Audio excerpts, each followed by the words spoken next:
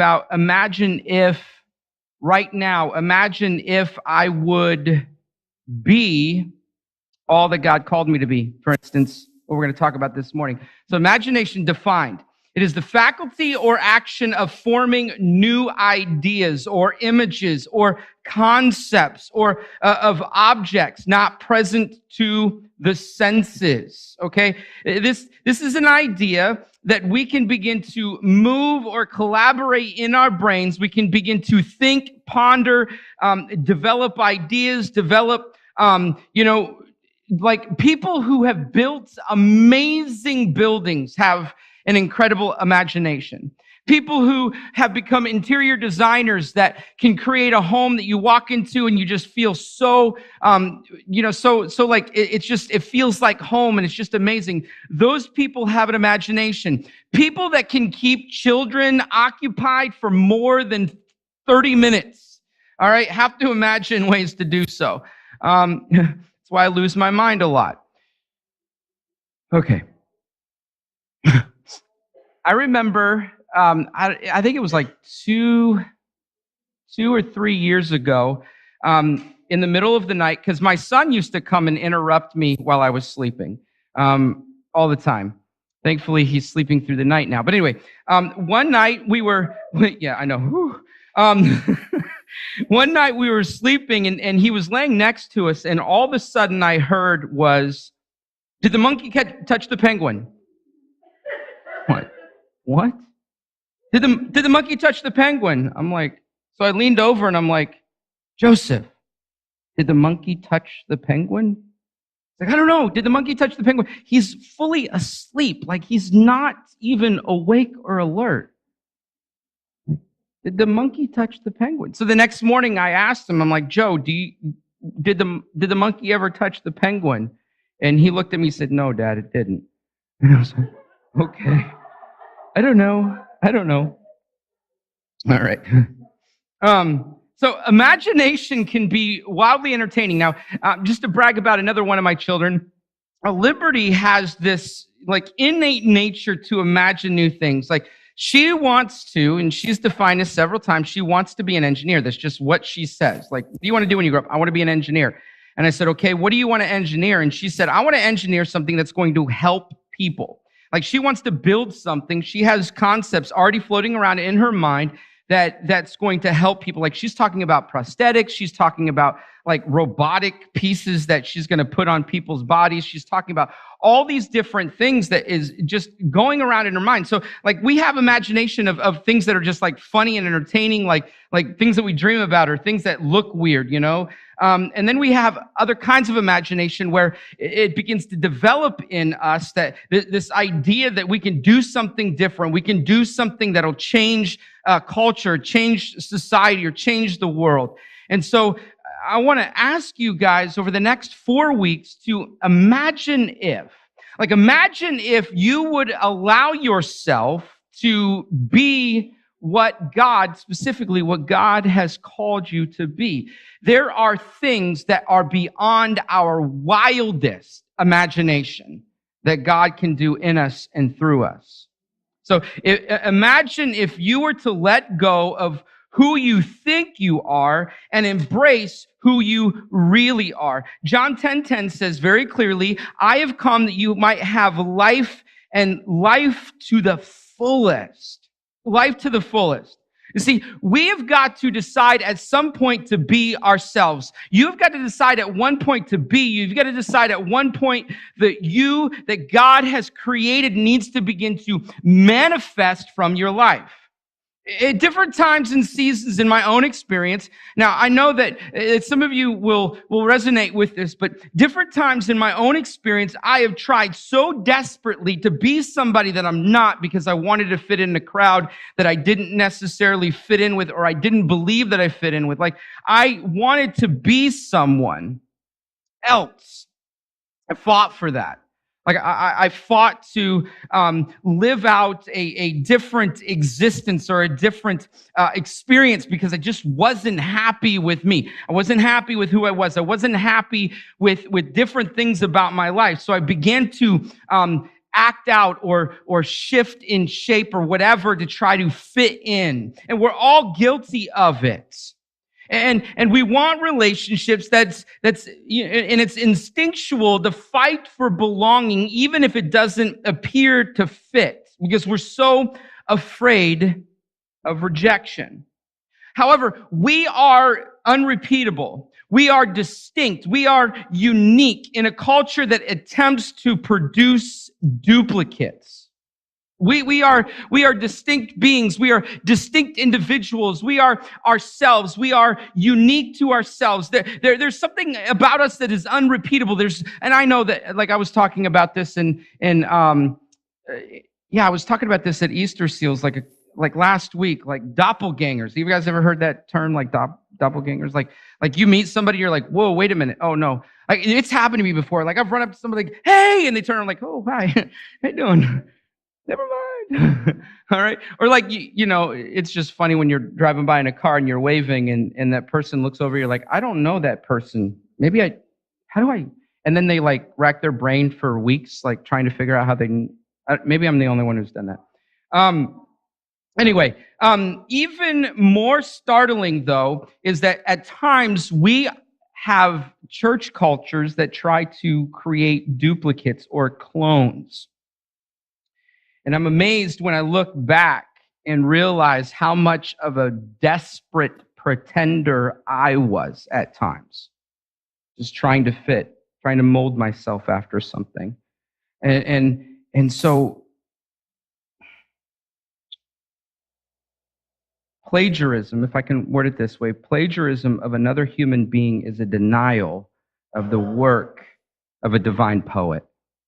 Let me say that again. Plagiarism of another human being is a denial of the work of a divine poet. Like, we do our best at times to plagiarize other individuals, other human beings, because we want to be them. We think that it is better to be someone else. Like, social media has a way of instigating this thought. And we look at someone else's social feeds or what somebody else is doing or what they put out there, and we're just like, oh, I wish my life was like that. Like their highlight reel becomes your desperate hope. But like for me, like I'm messy and loud, okay? I'm a hugger and a crier. Some of you guys know that. I'm messy and loud.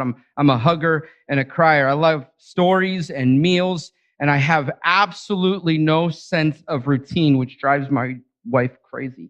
And so like it was a gift though to finally admit that. Like to finally admit that, yes, I am loud. Yes, I am messy. Yes, I'm a hugger and I'm a crier and I fight routine. It was a wonderful experience to know that is exactly what God made me to be. And there's unique opportunities in that. There's unique moments in that those specific designs and those specific traits in my life have allowed me to be of a greater influence or to help others or to be more collaborative or, imaginary. So, but side note, this is not an excuse to be a mess. Okay. Clean up your messes. Trust me. On the other side, though, like my wife, she's clean, she's organized, she's meticulous, she's independent. There's things about her that are very specific, and she's never shied away from the fact that she is at times excessive and obsessive. Okay, but she's embraced that design. She's embraced who she is. Now, it's pretty amazing because who she is and who I am seem to work each other out. Sometimes we drive each other nuts because I'm like, just let it be a mess. And she's like, stop making a mess. But I mean, it's incredible though. Like specifically in the church, okay, if I could say it this way, specifically in the church, we all have unique gifts and talents. We all have unique things that make us who we are. Now, we can't all operate the same way. We can't all be clones and go for things. We've got to allow ourselves to be unique. We've got to allow ourselves to shape and form like a mosaic, if you will, that that we're all participating. We're all adding our certain flavor or flair, or we're all adding things that make us who we are. And it creates opportunity for the church to become something that it never would have been otherwise. We should celebrate our differences. We should celebrate the things that make us who we are. So what would it look like for us to admit today that we are not necessarily living within the parameters or within the delight of who God has made us? So many of us, including myself, have twisted ourselves up in knots trying to desperately be someone or something else. We've got these, infinite lists of qualities and capabilities that we strive for. We feel like if we make it to this point, if we fulfill this endless list of qualities and capabilities, we'll be there. We'll be happy. We'll be thankful. We'll finally live in that place where we want to be. It is exhausting to live like that. To wake up every morning and feel like you are not enough. To wake up every morning and feel like you are never going to, get to that place that you feel truly,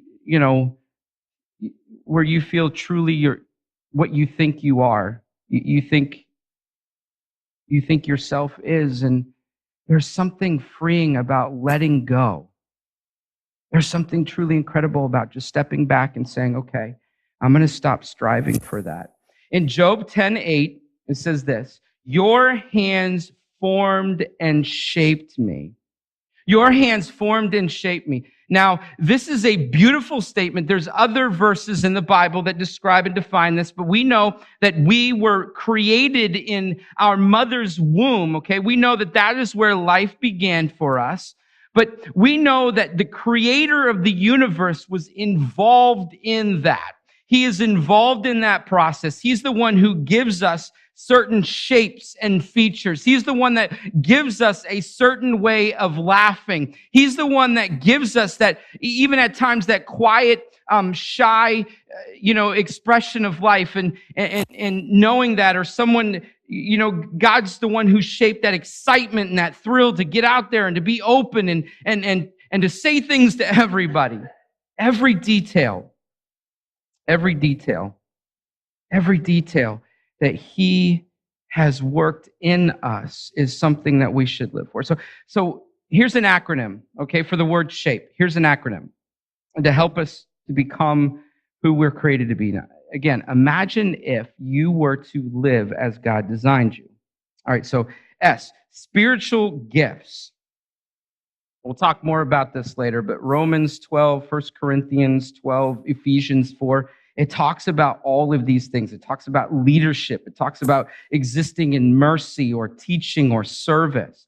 It talks about discernment and faith. It even talks about healing. It talks about wisdom and miracles and all kinds of different things, or pastors, those who prophesy, those who are evangelistic. There are all these different specific spiritual gifts that you can find in the Bible that define important parts of things that Christ begins to work in you and Christ begins to work out of you. So what are your spiritual gifts? This is a critical component in becoming who God designed you to be, who God made you.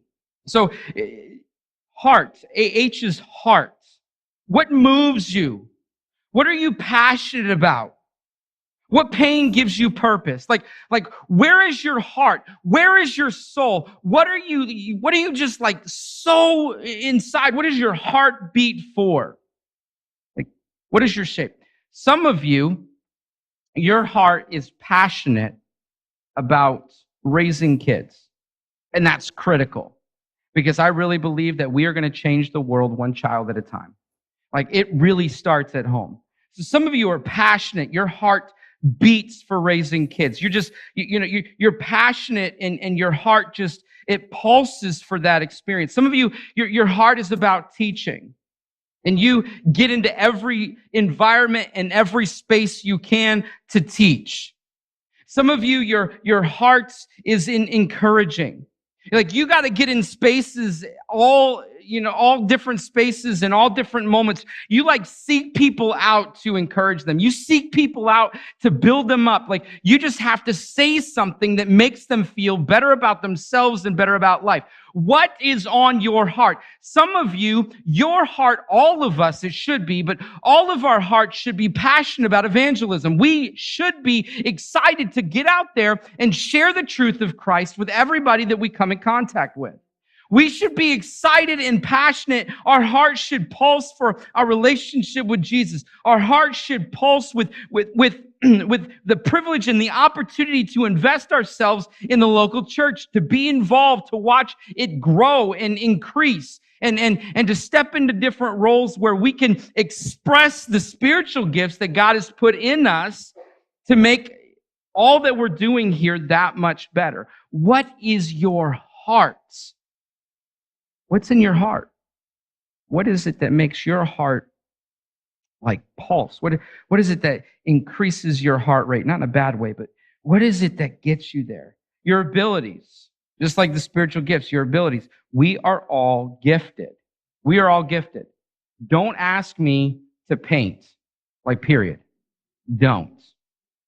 Just, it's bad, okay? There's paint everywhere. There's paint all over. Yeah. Anyway, some of us have certain abilities, like the people up here that play music. That is a gift. That is an ability that God has planted in people's lives that, music is so amazing. It is just incredible. What are some of the abilities? What are the abilities that God has put in you? What are the abilities? Like I was saying just a minute ago about your heart. Are you a teacher? Is that an ability? Some of you, your ability is to play sports. And you think like, how can I play sports in a way that's going to bring glory to God? Well, you step out on the field, you step into the locker rooms, you step into opportunities to share truth with your fellow players. You show others how to play a game and play it appropriately. Like, what are your abilities? Like, what has God uniquely designed you to do? What makes you you? What makes you you? Some of people are just like, man, they're amazing at like website design. No, like that kind of stuff looks like Japanese to me. I just don't understand it. I can't wrap my mind around it.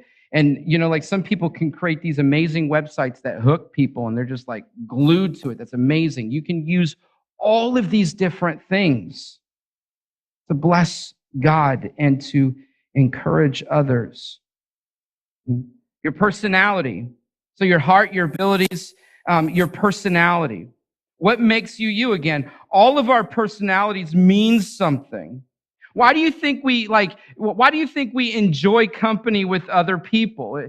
Like there are people that you come in contact with that you just, there's like a chemistry there, if I can call it that. There's something that draws you together with that other person. There's this personality experience where, this is something in you that, that creates moments of relationship.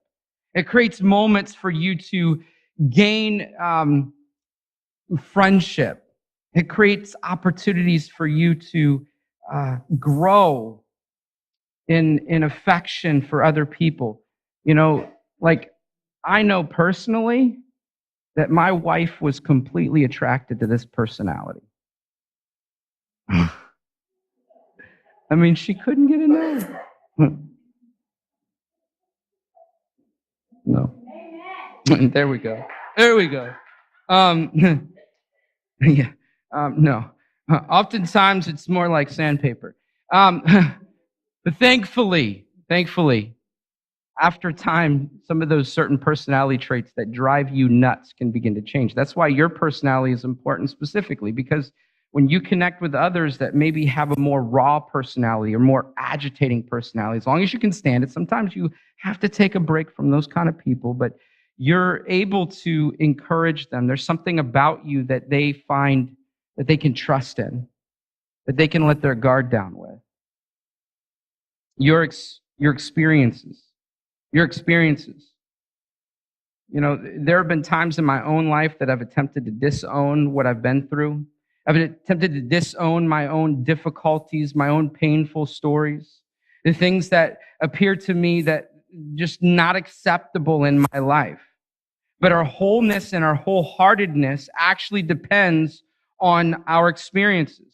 Like these things are, perhaps not what God formed in us at the beginning when we were being shaped in our mother's womb, but it is something that Christ has worked in us throughout life. Like, I don't like painful things. And I don't think that God is up there like, okay, I'm going to put you through an awful thing and I'm going to allow you to squirm for a moment. No, God takes, though, the things that we go through, the pain that we go through, the pain that we face, the awful things that are just too hard for us, and he uses those experiences to affect us in a way. Our pain becomes purpose, right? Our pain can become purpose. It gives us direction. It makes us like our own pain, things that like just, like my father's addiction. So, that's one of the biggest things that I can think of. Like my father's addiction, that pain that it caused in my life has caused me to develop a passion for people who struggle with addiction. Like it became purpose. It became something in my life that caused me to chase after people desperate in need of a friend, of a solution, of support. So what's your shape? How has God shaped you? His hands formed us. His hands shaped us. What are your gifts? We're going to talk about that later, okay? We're going to get in that. What are your gifts? What's in your heart? What's your abilities, your personality, your experiences? What are the things that make you you? In Psalm 139, 13 through 16, it says, "You made my whole being. You formed me in my mother's body. I praise you because you made me in an amazing and wonderful way. You saw my bones being formed as I took shape in my mother's body. And when I was put together there, you saw my body as it was formed. All the days planned for me were written in your book before I was 1 day old." That's hard to wrap our minds around.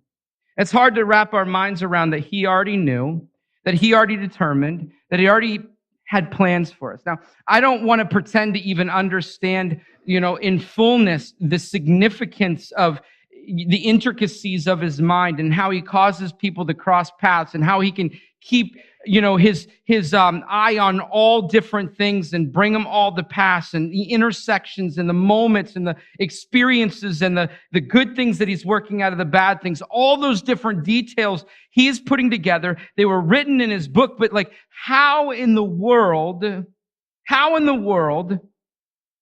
do we begin to embrace that truth? How do we begin to embrace that reality? How do we begin to recognize that we are amazing and wonderfully made? That he made us amazing, that he made us wonderful.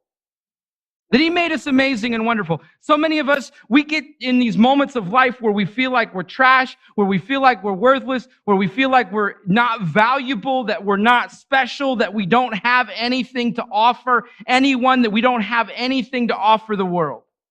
We don't have anything that's going to do anything of value for our families. We don't have anything that's going to provide something to encourage society or to encourage our friends.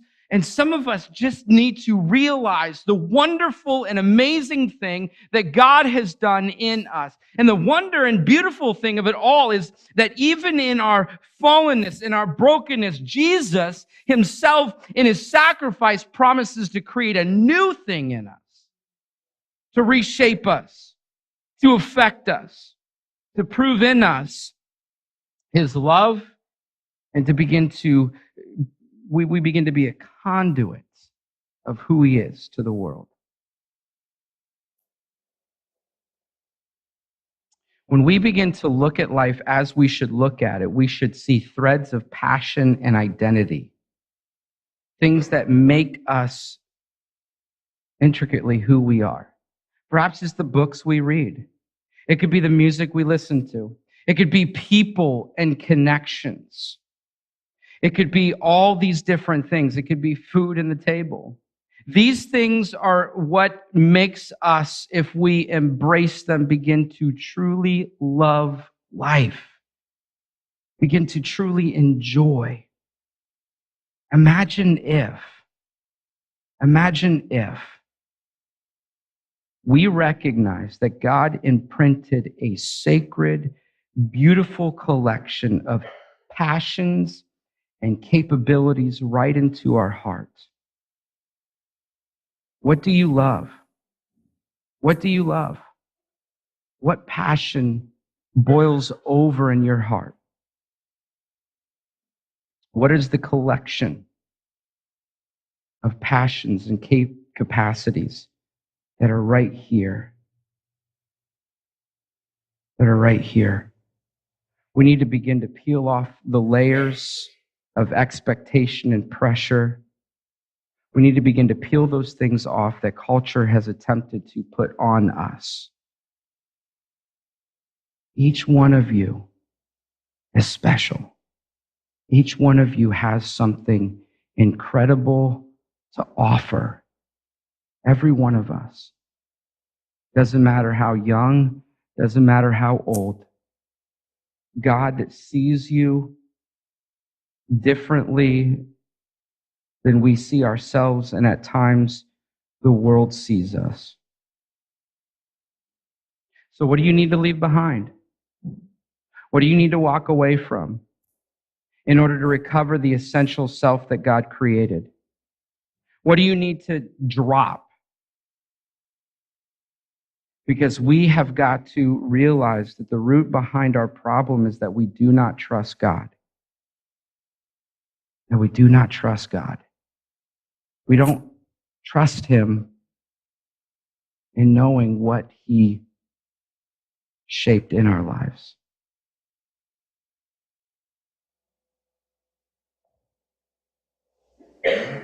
Embrace it. Ephesians 3:19 and 20 says this: live full lives, full in the fullness of God.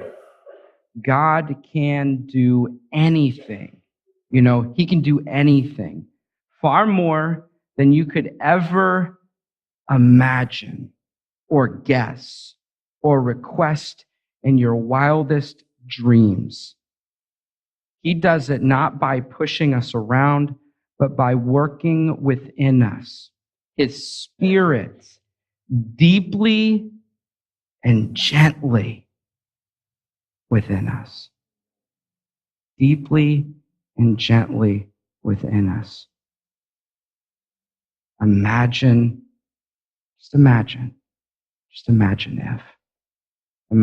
if you stepped outside of those doors, uniquely you.